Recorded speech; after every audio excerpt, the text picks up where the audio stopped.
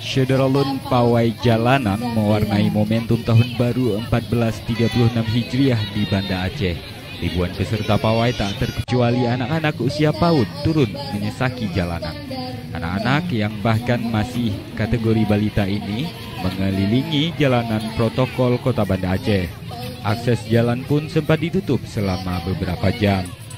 Di Banda Aceh Syederalun, puncak peringatan Tahun Baru 1436 Hijriah dipusatkan di Masjid Raya Baitur Rahman dengan zikir dan ceramah agama.